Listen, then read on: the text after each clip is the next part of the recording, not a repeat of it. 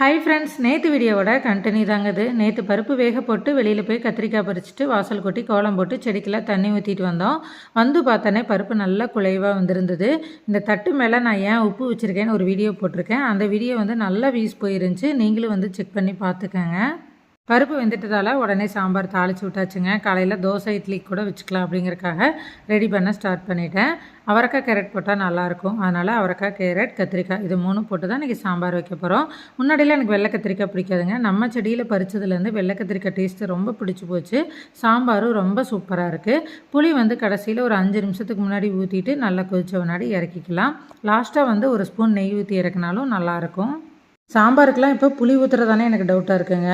இப்போல்லாம் தக்காளியே போதுன்னு சொல்கிறாங்க. நீங்கள் புளி ஊற்றுவீங்களா தக்காளி போடுவீங்களான்னு சொல்லுங்கள். ரசம் வச்சாச்சு. சவு பொரியல் வச்சுருந்தேன். சாயந்தரம் போல் சந்தைக்கு போய் காய்கறிகள்லாம் வாங்கிட்டு வந்துட்டேன். இந்த காய்கறிகள்லாம் எடுத்து இப்போ பேஸ்கெட்டில் வச்சுட்ருக்கேன். லைக் பண்ணிடுங்க. நன்றி.